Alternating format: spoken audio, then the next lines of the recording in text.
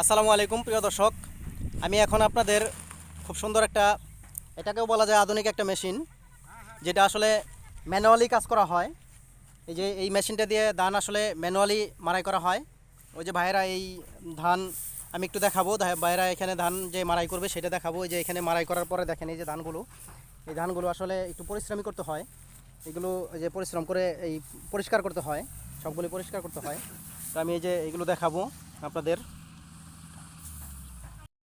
এই যে দেখেন এই ভাইরা এই মেশিনটা চালু করতেছে, যে মেশিনটা দিয়ে আসলে ধান মাড়াই করা হয়। এই যে ভাইরা,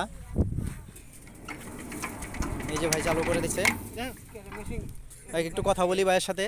আসসালামু আলাইকুম, ভালো আছেন ভাই? কোথা থেকে আসছেন? আমরা আইছি সিরাজগঞ্জ থেকে। সিরাজগঞ্জ থেকে? জি। ও, তো ভালোই আছেন? আলহামদুলিল্লাহ, ভালো রাখছে আল্লাহ। এই কয়েকজন আসছেন তাই না? হ্যাঁ হ্যাঁ, কয়েকজন। ও আচ্ছা আচ্ছা, ঠিক আছে তাহলে, ওকে। এই ভাই মেশিনটি চেষ্টা করেও চালাতে পারে নাই। অপর দিকে দেখি আরেক ভাই চালু করার চেষ্টা করতেছে। এই যে ইনশাল্লাহ চালু হয়ে গেছে। ওই ভাইয়ের আসলে শক্তি কম, আমরা বুঝতে পারলাম যে ভাইয়ের শক্তিটা একটু কম।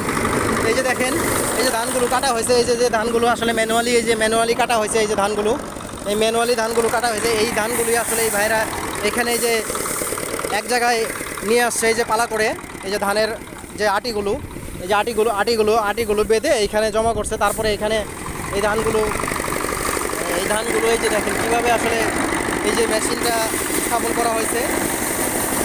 এটা যখন আসলে ম্যানুয়ালি ধান কাটে, মানুষ যখন হাত দিয়ে কাঁচি দিয়ে ধান কাটে, তখন আসলে এই মেশিনের মাধ্যমে এগুলো মাড়াই করা হয়।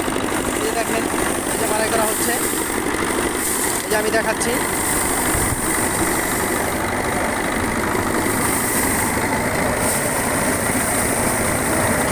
এগুলোতে আসলে একটু পরিশ্রম বেশি, কারণ যে আধুনিক মেশিনগুলো আছে সেই মেশিন দিয়ে যদি ধান কাটা হয়, যে মেশিনে আসলে যে আমি একটা লাইভ দেখাইছি ধান কাটার মেশিন, সেটাতে আসলে খুব সহজ, ধানগুলো একদম পরিষ্কার হয়ে বের হয় উড়িয়ে।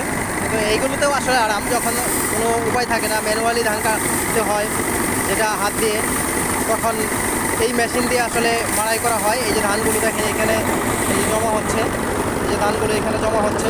তারপরে এইগুলো আসলে খুব পরিষ্কার করতে হবে, সবাই মিলে এগুলো পরিষ্কার করতে হয়। এগুলো পরিষ্কার করে তারপরে উড়ানো হবে, উড়িয়ে তারপরে এগুলো পরিষ্কার করে তারপর শুকানো হবে।